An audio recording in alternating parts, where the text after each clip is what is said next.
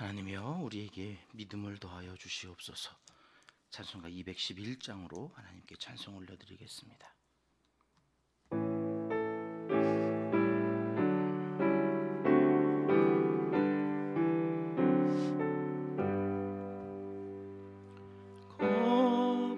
곱비싼 양으로 주께 드린 막달라 마리아 본받아서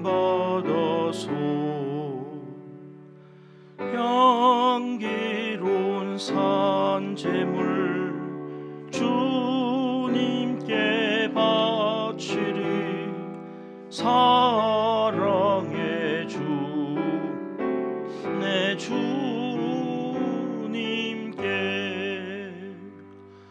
연약한 자에게 힘을 주고 어두운 세상에 빛을 비춰 성실과 인내로 내 형제 이끌리. 사랑의 주 내 주님께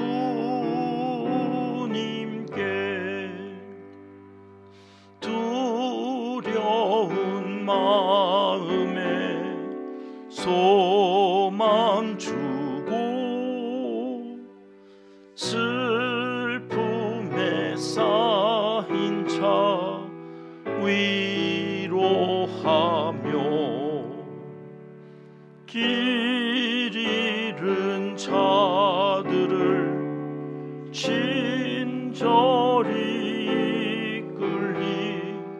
사랑의 주 내 주님께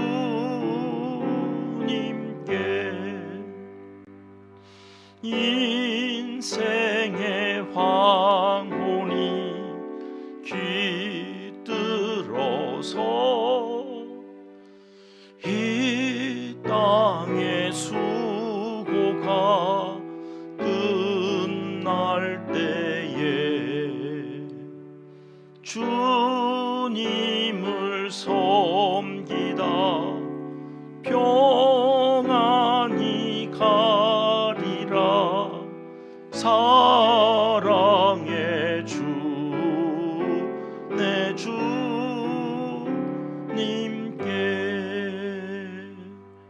아멘.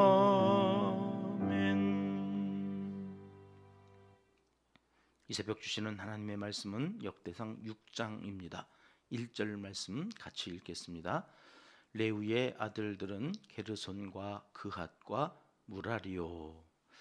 역대상 9장까지는 이제 바벨론 포로에서 돌아온 이스라엘 백성들에게 이 조상들의 계보, 족보를 알려주면서 그 뿌리가 천지를 창조하신 하나님께 닿아 있음을, 그래서 우리의 힘은 모두 이 하나님과 연결되어 있을 때 그 어떤 민족보다 강한 나라를 세웠었던 사실을 알려주고자, 특별히 그 중에서도 남유다, 북이스라엘은 이미 망했기 때문에 남유다가 오래 버티고 살아남을 수 있었고, 그 남유다 가운데도 가장 번성하였던 이 다윗의 시대에 다윗의 왕국에 이렇게 집중하여서 그 후손들에게 우리의 우리됨을, 우리가 누구인지를, 우리가 어떻게 살아야 하는지를 가르치려고 기록했다. 누누이 말씀드리는 역대기의 정체성입니다. 그리고 이제 4장부터 12지파, 12지파에 대한 계보를 이제 9장까지 쭉 정리를 해 나가고 있는데, 어제 5장에서는 요단 동편에 있는 두 지파 반, 어디였어요? 루벤, 갓, 므낫세 반 지파를 기록했고, 내일 주일 지나서 이제 월요일 날 우리가 7장을 살펴볼 때에는 요단 서편에 있었던 이제 나머지 지파를 7장부터 쭉 9장까지 정리해 놓았어요.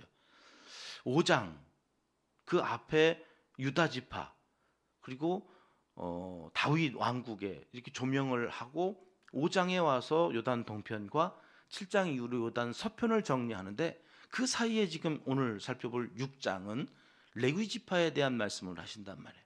레위 지파는 뭐 하는 지파였어요? 성전을 관리하고 또 제사장이 있어서 제사를 관장해서 하나님과 백성들을 잇는 가교의 역할을 했단 말이죠. 그 역할을 오늘 이 기록을 해 놓는 에스라의 입장에서는 상징적으로 5장과 7장 사이에다가 이걸 연결하는 고리로 저렇게 배치를 하여서 백성들로 하여금 그 레위 지파, 그들이 섬겼던 그 하나님, 결국 성전과 그 성전 중심의 예배 중심의 삶이 얼마나 중요한지를 가리키려고 했던 거예요. 이 그림을 좀 이렇게 이미지로 가지고 있으면 이게 다 마크거든요. 연결해요. 그 연결하여서 그 레위 지파 이 6장을 통하여서 하려고 했던 것은 백성들과 하나님을 또 연결해요. 그래서 연합하는 그 삶이 오늘 그리스도의 정신과 이어지는 거죠. 그가 화목제물로 오셔서 우리 이 죄인인, 그래서 하나님과 단절되어졌던 우리를 연결하시는 그 예수 그리스도 대제사장으로 오신 그 예수 그리스도 신약을 연결하는 그림이 이제 이 그림이 되어서 이제 수요일 날 우리 신약에 있는 인물들 살펴보면서 계속해서 이 구약과 연결되어지는 고리들을 찾아서 인물들을 정리하게 되어질 거예요. 그래서 신약과 구약이 계속 오며 가며 그 안에서 예수 그리스도를 어떻게 설명하고 있는지, 이게 복음이 되어지고 그 복음이 세상으로 잘 스며들어가도록 우리가 삶을 어떻게 살아야 되는지 이제 이 말씀을 통해서 우리가 살펴보고 있는 거예요. 동편과 서편을 잇는 아주 중차대한 역할을 레위 사람들이 합니다. 이스라엘 모든 지파의 중심에는 누가 있느냐? 무엇을 하는 사람이 있느냐? 예배를 준비하고 예배를 집례하고 예배를 예배되게 하는 레위 사람들이 있다고 하는 사실을 이 후손들에게 가르쳐주고 싶은 거예요. 우리의 삶도 그렇습니다. 우리의 삶 중심에 무엇이 있어요? 예배가 있어요. 오늘 하루의 시작도 예배로 시작하는 이유는 이 하루 온종일 24시간이 다 주님께서 우리에게 주신 예배의 시간임을 선포하고 나아가는 거예요. 하나님 우리와 동행하시며 하나님이 우리를 지켜주시는 그 중심에 예배가 있다. 삶의 모든 영역에 예배자라는, 내가 누구인가? 나는 예배자. 나의 정체성을 잃어버려서는 안 된다고 하는 이 메시지가 성경을 기록하고 성경을 배치하고, 그래서 그것을 통하여서도 그 성경을 읽는 사람들에게 메시지를 전하려고 하시는 성령님의 마음이 에스라를 통하여서 여기 역대기에 기록되어져 있다. 이 역대사 6장은 하나님 입장에서 이게 얼마나 중요했는지, 몇 절까지 있어요? 6장이? 금방 이미지에다가 제가 넣어놨었는데 81절까지 있어요. 저 6장 제일 밑에 있죠. 81절.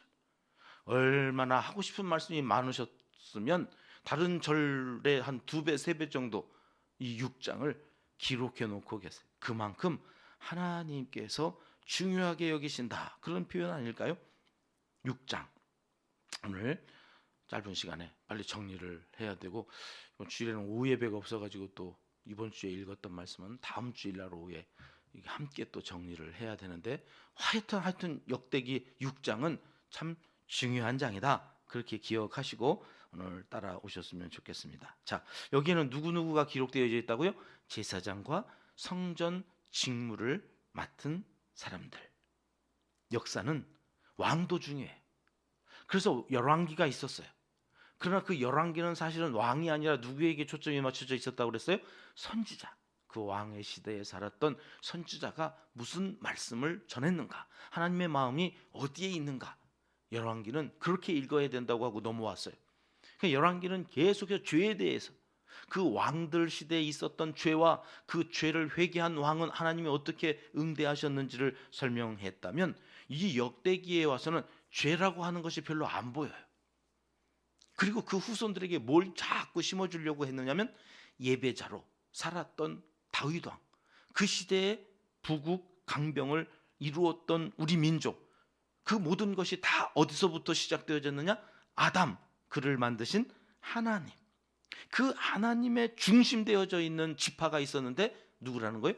레위 지파 81절까지 쭉 정리한다는 거죠. 그러다가 10절 말씀에 오면요, 맨날 다 이름만 나오던 그 10절에 이런 부연 설명이 되어져 있어요. 같이 읽겠습니다. 요하나는 아사랴를 낳았으니, 이 아사랴는 솔로몬이 예루살렘에 세운 성전에서 제사장의 직분을 행한 자이며, 뭐 앞에 제사장 직분 안 한 사람이 있습니까? 다 제사장에 반열해서, 제사장은 세습되니까 제사장인데 굳이 여기다가 그가 제사장의 직분을 행했다. 어디에서요? 솔로몬이 세운 솔로몬 성전에서. 굳이 아사랴는 여기다가 이렇게 부연 설명을 해놓은 이유가 무엇이었을까? 우리가 앞에서 이미 다 배웠어요. 아사랴가 제사장 할 때 왕이 누구였어요? 우시야. 우시야는 또 어떤 왕이었어요? 가볼까요? 역대하 26장 16절 말씀부터 보겠습니다. 같이 읽습니다. 그가 강성하여짐에 그의 마음이 교만하여 악을 행하여 그의 하나님 여호와께 범죄하되 곧 여호와의 성전에 들어가서 향단에 분향하려 한지라. 여기 나오는 그가 누구예요? 우시야. 그 우시야 왕이 성전에 들어가서 누가 드려야 되는데? 제사장이 드려야 되는데 왕이랍시고 교만하여져서 자기가 분향하려 하였다. 그래서 어떻게 됐다는 거예요? 17절 말씀 가봅니다. 시작. 제사장 아사랴가 여호와의 용맹한 제사장 80명을 데리고 그의 뒤를 따라 들어가서, 여기 나오죠. 아사랴가 그 아사랴가 왕에게 가가지고 충언을 하였는데 그 충언에 다윗처럼 잘못했습니다, 그리고 회개했다는 거예요? 화를 냈다는 거예요? 이미 앞에서 우리가 다 살펴봤어요. 화를 냈어요. 그래서 어떻게 됐다고요? 이마에 나병. 그래서 왕의 직무를 더 이상 수행하지 못하고 그 아들 요담에게 직위를 물려주고 자기는 그렇게 죽어가야 됐던 왕. 그 왕 앞에서 왕이 아닌 내가 해야 할 일이 있습니다, 이거를 직언했던 그 제사장 아사랴. 왕도 중요하지만 그 왕을 옆에서 하나님의 중심으로 예배자로 잘 살아갈 수 있도록 잘 가르치고 또 그 예배의 소중함을 알려주고 영적인 질서를 바로 잡아가려 했던 그 아사랴를 통하여서 이 제사장, 이 레위 지파의 일이 얼마나 중요한지를 다시 한번 에스라가 후손들에게 정리해주고 있는 내용입니다. 바벨론 포로에서 돌아와 제사장이 어디 있고 성전 예배가 어디 있었겠어요? 먹고 사느라 바빴어요. 와서 보니까 다 폐허고 다 황폐화되어져서 얼마나 돌아온 사람들이 황망했겠습니까? 처음부터 다시 시작해야 돼. 차라리 바벨론에 있을 때에는 그래도 집이라도 있었잖아요. 바벨론은 포로로 잡혀가가지고 70년 살다 보니 거기에 안정된 삶의 자리가 있었어요. 그런데 돌아가라고 그래가지고 돌아왔더니 여기는 맨 폐허야. 다 무너지고 다 회파되고 다 다시 밭을 개간해서 돌을 골라내고 그러고 씨를 뿌려가지고 먹고 살아야 되니, 여러분 예배가 어디 있고 성전은 또 뭐 그렇게 중요하겠어요? 내 집도절도 없는데. 그러니까 제사장들이 와서 제사를 회복해야 됩니다. 성전을 다시 지어야 됩니다. 수룹바벨을 통해서 1차 포로로 귀환했던 사람들이 약 5만 명이 되어지는데 그 5만 명이 성전을 다시 지을 생각을 못하는 거예요. 왜? 의식주 해결하기도 바빠 죽겠는데 언제 성전을 짓고 언제 예배를 드리냐? 우리도 힘들어 죽겠다. 그러니 와서 아무리 성전을 짓고 그래서 하나님 앞에 예배를 회복해야 됩니다, 그거 안 해서 망했습니다, 아무리 이야기해도 백성들은 여유가 없는 거예요. 헛소리 하지 말라고, 먹고 살기도 바빠 죽겠다고, 너나 잘 믿으라고. 그런 마음이 백성들에게 쫙 깔려있던 그 당시에 이제 에스라가 다시 와가지고 아담부터 셋, 에노스, 우리 1장 1절 외친다고 우리 한번 정리했었잖아요. 쉽지 않은 거죠. 오늘 이 시대는 먹고 살만 한데도 더 잘 살아보겠다고 무슨 새벽 기도를 하느냐고, 힘들어 죽겠다고 무슨 예배를 드리냐고, 주일에도 나가서 접대해야 된다고 거래처 사람들하고 골프 치러 다니고 끊임없이 자기 중심으로 살아가려고 하는 이 시대, 그때는 아예 먹을 게 없으니까 먹고 살기도 바빠 죽겠다고. 그 시대나 지금 시대나 예배는 뒷전이고 하나님은 그 다음이고 내가 먼저고 내가 사는 게 우선이고 나를 중심으로 해서 역사는 돌아가야 된다고 생각하는 사람들에게 그게 아니라고 외치는 책이 역대기인 거예요. 여기 역대상 6장에 기록되어져 있는 제사장들은 어떤 일을 하는 사람들입니까? 그 예배에 온 사람들에게 결국 마지막에 대제사장의 축복 기도가 있었죠. 우리 민수기에서 앞에서 살펴봤었는데 이 그림 제가 그대로 가져왔거든요. 주일날에도 이 말씀. 우리 교회는 축복하는 교회. 서로 모이면 축복하는 교회여야 된다. 축복하지 않으면 불평하고 원망하게 되어져 있는 것이 우리의 죄성이다. 하여튼 모이면 만나면 생각나면 무조건 축복하는 거다. 이게 제사장 사명이다. 그러면서 이 말씀 드렸었는데요. 이 6장의 주제도 마찬가지. 이들은 뭐하는 사람들이었느냐. 같이 읽어보겠습니다. 시작. 여호와는 내게 복을 주시고 너를 지키시기를 원하며 여호와는 그의 얼굴을 내게 비추사 은혜 베푸시기를 원하며 여호와는 그 얼굴을 네게로 향하여 드사 평강 주시기를 원하노라. 파란 글씨로 제가 표시해놨는데요. 하나님은 내게 복을 달라는 게 아니에요. 제사장은 누구에게 축복하는 거예요? 너에게. 여러분 여기에 다 너에게지 제사장이 자기 복 받겠다고 자기에게 복 달라고 하는 축복이 아니에요. 제사장은 복을 빌어주는 사람들입니다. 베드로전서 2장 9절 상반절만 보시면 그러나 너희는 택하신 족속이요 왕 같은 제사장들이요. 너희가 여기 누굽니까? 예수님을 믿고 세례받은 이들을 이야기해요. 세례받은 하나님의 사람들은 다 이 시대 왕 같은 제사장들이라는 거죠. 그러니까 그 제사장이 뭐 하는 사람이냐? 자기 복 받겠다고 기도하고 예배하는 사람들이 아니에요. 예배드리는 사람들을 너가 복 받았으면 좋겠다고 축복하는 사람. 근데 이거는 이 제사장들에게 주셨던 복이 아니에요. 처음 믿음의 조상 아브라함에게도 너는 본토 친척 아비집을 떠나라 하시면서 하셨던 창세기 12장의 3절은 이렇게 기록되어져 있습니다. 너를 축복하는 자에게는 내가 복을 준다. 아브라함은 복의 근원이에요. 너는 복댕이다. 이렇게 말씀하시면서 너를 축복하는 자는 내가 복을 내릴 거고 너를 저주하는 자는 내가 저주할 건데 너는 땅의 모든 족속이 너로 인해서 복을 받는 복의 근원이 될 거야. 이제 이런 말씀이거든요. 자, 그런데 한번 잘 생각해 보세요. 아브라함이 이제 가잖아요. 텐트를 걷었다 쳤다 걷었다 쳤다 하면서 갈대아 우르에서 가나안까지 이동을 해가는 건데 그 이동해 가는 그 과정에서 만나는 수많은 이방 민족들이 아브라함을 왜 축복하겠어요? 왜? 아브라함이 가는 곳마다 복받을 짓을 하고 다니니까. 그가 옆에 있으면 야, 이상하게 저 사람이 있는데 우리 땅에 풍년이 드네? 저 사람이 있는데 나한테 뭐가 생기네? 자꾸 나한테 좋은 일이 그 사람을 통해서 생기니까 마음속에 야, 이 사람 잘 돼야 돼. 아, 이 사람 복 받았으면 좋겠어. 이렇게 축복한다는 거죠. 그럼 누가 이 사람을 저주합니까? 그 사람하고 있으니까 자꾸 안 돼. 그 사람이랑 있으니까 자꾸 불편해. 그 사람이랑 있으면 열받아. 그러면 여러분 축복이 나오겠습니까? 저주가 나오고. 그냥 나한테 뭐 하나라도 주는 사람은 내가 축복을 하고 싶은데 자꾸 내 거 있는 거 뺏어가. 나한테 자꾸 우애를 가해. 그럼 축복하고 싶어도 마음속에서 어휴, 저주하는. 그러니까 내가 잘해야 된다. 내가 복이 되어서 그 사람에게 복을 주면 그 사람도 나를 축복할 텐데 내가 자꾸 그 사람을 괴롭혀요. 그런데 그 사람이 괴로우니까 나를 저주하게 되면 어떤 일이 생긴다는 거예요?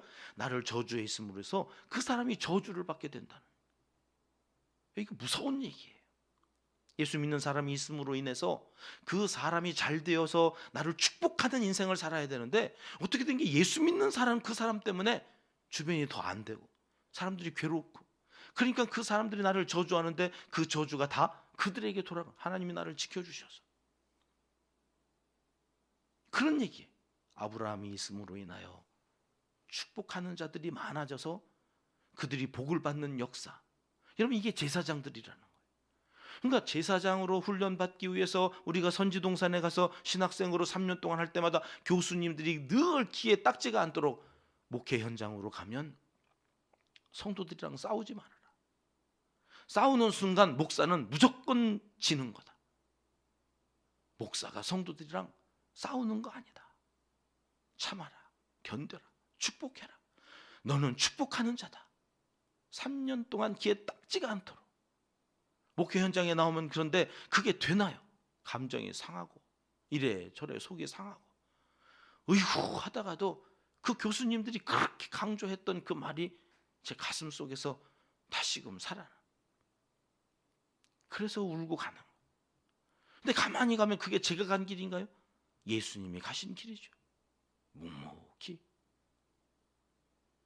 갈대로 때리고 네가 왕이냐 침을 뱉고 뺨을 치고 심지어는 창으로 옆구리를 찔러도 죽어가면서 순한 양처럼, 털 깎는 자 앞에 순한 양처럼 자기를 내어주면서 우리의 죄를 속하여 주신 그분, 우리는 그분을 따라가는 제사장들이 오늘 이 시대를 향해서 축복하고 그 시대의 사람들이 교회를 보면서 어떻게 하든지 하여튼 저들을 끌어안고 가야 하는 우리의 제사장적 사명이 오늘 이 6장에 담겨져 있다.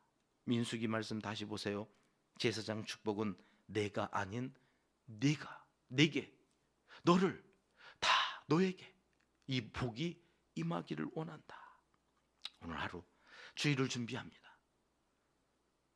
또 한 주간 동안 미운 사람, 속상하게 한 사람, 그들을 축복하고 끌어안고 가는 사람들이 그리스도인들입니다. 오늘도 그 제사장들로 인하여서 이스라엘이 다시 재건되고 다시 부흥의 역사를 써내려가고자 오늘 그 역대기를 선포하는 에스라의 심정으로 그 하나님의 마음으로 하루를 살아가실 때에 이 복이 우리와 우리 주변의 모든 사람들이 누리는, 그래서 천국이 하늘에서와 같이 땅에서도 이루어지는 놀라운 역사가 있어지기를 하나님은 이 새벽 간절히 원하시고 계십니다. 기도하겠습니다. 하나님 아버지, 우리를 복의 통로로 사용하여 주시옵소서. 특별히 자녀 세대에게 제사장의 역할을 잘 하게 하셔서 다음 세대로 믿음이 계속하여 유산으로 물려지도록 복 내려 주시옵소서. 오늘은 아동부 겨울 성경학교가 시작되고 멀리 또 배움을 위해서 출발하는 날입니다. 하나님 동행하여 주시고 오늘 오후 저녁 늦게 돌아오는 그 시간까지 눈이 와서 미끄러운데 안전을 지켜주시고 인격적으로 예수님을 만나고 돌아오는 우리의 자녀들이 되게 하여 주시옵소서. 이제 못다한 기도를 주님 가르쳐 주신 기도로 아뢰오니 하늘에 계신 우리 아버지, 아버지의 이름을 거룩하게 하시며 아버지의 나라가 오게 하시며 아버지의 뜻이 하늘에서와 같이 땅에서도 이루어지게 하소서. 오늘 우리에게 일용할 양식을 주시고 우리가 우리에게 잘못한 사람을 용서하여 준 것 같이 우리 죄를 용서하여 주시고 우리를 시험에 빠지지 않게 하시고 악에서 구하소서. 나라와 권능과 영광이 영원히 아버지의 것입니다. 아멘. 토요일 합심해서 기도할 제목입니다. 오늘 있을 아동부 겨울 성경학교를 위해서 기도해 주십시오. 선생님들과 인솔하시는 전도사님 위해서 기도해 주시고 청주에 있는 교회에서 공룡을 통한 노아의 홍수 역사 속에서 만나는 하나님을 배우고 올 텐데 살아계신 하나님을 경험하고 올 수 있도록 위해서 기도해 주시기 바랍니다. 우리의 6번째 비전입니다. 시니어 세대가 행복한 비전 공동체가 되게 하소서. 어르신들의 몸과 마음이 약해지지 않도록 붙잡아 주시고 영으로 기도하는 기도에 응답하여 주시길 위해서 기도하겠습니다. 향기 편지로 지난 한 주간 복음을 전했습니다. 전하는 이들에게 복을, 약속하신 복을 주시고 받아보는 이들에게 감동하여 주시옵소서. 기도해 주십시오. 내일 있을 주일 예배 우연과 봉사자들을 위해서도 기도해 주십니다. 예배를 예배되게 하는 사람들이 잘 돼야 됩니다. 하나님을 위해서 수고했더니 저런 복을 받는구나. 우리도 사모하는 마음으로 열심히 충성 봉사하며 복음을 증거하는 하나님의 사람들이 되게 해달라고 축복하며 기도하겠습니다. 오늘도 기도합니다. 선교사님들, 농촌교회, 개척교회 사역자들, 또 환우들 위해서 합심해서 기도합니다.